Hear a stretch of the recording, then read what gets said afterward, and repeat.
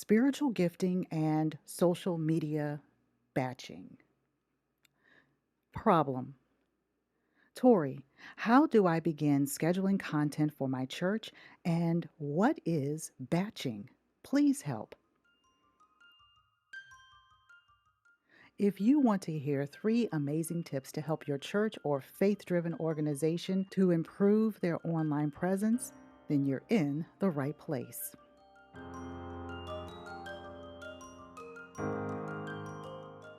Hello, I am Tori, a media ministry consultant and the blueprint specialist, and I help churches and faith driven organizations to improve communication, strengthen their online presence, and build their ministry teams. Today, I'm going to share 3 things that will change your approach to how you start sharing social media and how batching is an integral part for relieving stress. It builds up the team and, of course, the overall communication, and it will leave you with the ability to breathe in between weekly sermons. Let's improve your team dynamic by creating a workflow. Let's jump in. So, first, what is batching? Batching is a method of creating content in one sitting. So, think of it as writing a book or a song. When you're in that creative flow, perhaps you're at the beach, you're sitting by the river, you're in a quiet space. It is so much easier to do those things without distractions and interruptions.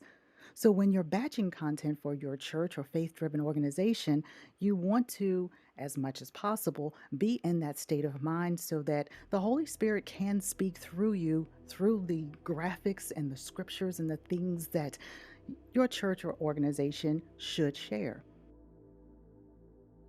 So, tip number 1 is to create a space that is distraction and interruption free, that you have blocked off a time to create perhaps a week or 2 weeks or perhaps even a month's worth of general content.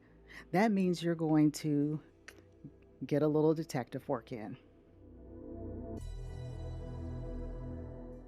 This is a great opportunity to go through the Facebook members of your congregation, the friends, the family, and get the birthdays, the anniversaries, the special events that you know are public and they are willing to be shared.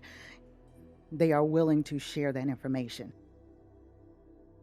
Anniversaries, special events, online events that your church or organization that they are doing or the upcoming, you can create graphics that will be eye-catching and shareable. It doesn't have to be so staunch and here's the calendar, they can read it. You want people to be engaged and you can use color and photos to really enhance the experience of people wanting to come either to your in-person event or even to one that is just online. So when it comes to batching, your first strategy is to get to the obvious. Birthdays, celebrations, anniversaries, the things that are happening at your church. Amazing tip number 2. Now that we've gotten all of that out of the way, okay, I can do that. That's easy. That's simple. I like putting on my detective hat. Now what? In previous videos, I have shared that speaking with the pastor, the pulpit presenter, is really extremely important. It is essential to know what is coming down the line. Having said that, I work with a few organizations where it's just kind of up in the air. COVID has changed a lot of the way we do things, and speakers can change from week to week. Stuff gets shuffled around. It just happens. So we've learned how to pivot. If your church or organization has an overall theme that you have worked out in those meetings, that's what you can share. So if the theme of your church is education, um, hospitality, showing love to your neighbors, you can create content around those general topics. And this is why having that workflow of uninterrupted time is so important. Online is a ministry. And when I'm creating content, especially for faith driven organizations, I need to be in prayer. I'm asking God, how do I help people see your glory, your majesty? What is it about this church or organization that needs to be put in the forefront so that the person who needs to see it, whose ever eye it needs to catch, and they are coming in and they're drawn to it, may I do your work, Lord. So it's always about the prayerful consideration, being in a place, in a presence that you can hear from God.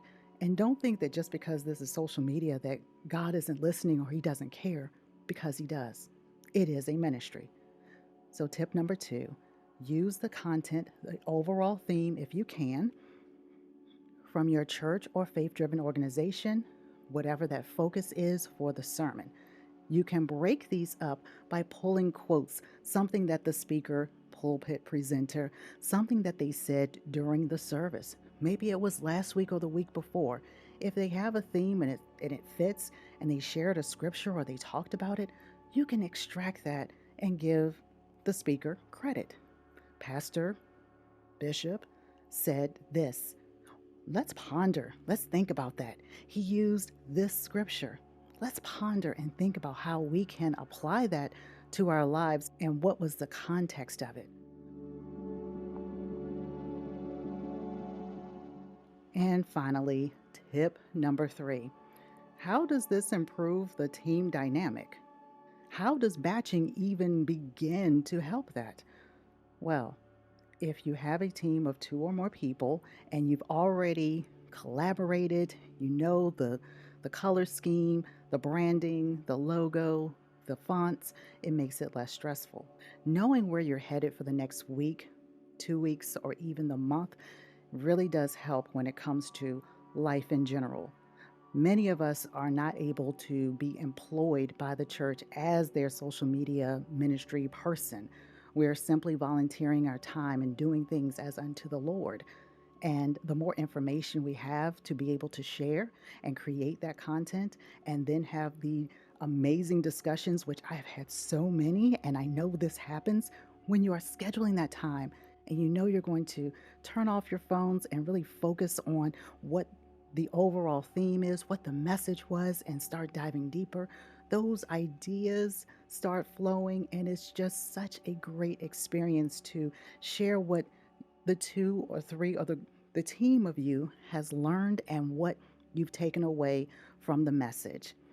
That builds relationship and improves the communication because it lets someone else into what you are gleaning and the theology behind it, and it invites more discussion. What better way to glorify God than to talk about his goodness, his mercy, and even the things that may be going wrong that you're trusting him for? So don't think of social media as just something you throw up there, that is just, okay, I'll just do this and whatever. It doesn't have to be. So use it wisely, use it to his glory. And if you are in that position of being able to share it online so others can see it, that is awesome.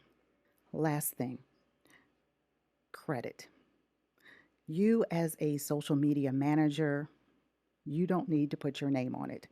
It's all about the church or organization. The people who are acquainted with your church, your brothers and sisters in Christ, those who are serving alongside you, they know what you and your team have done. So let's leave it at that. That way, you're not creating any hostility. There's no, this is the shining star, but we're all working cooperatively together.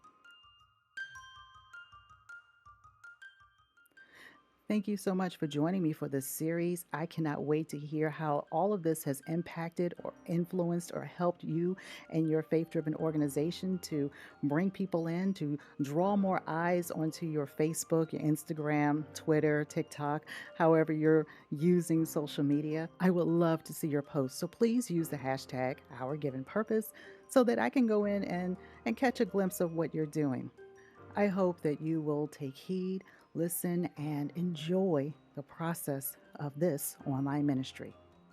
I look forward to seeing you all next week where we begin a new series. Thank you so much for sharing this content. Don't forget to subscribe to www.torrieslaughter.com, and I will see you all very soon.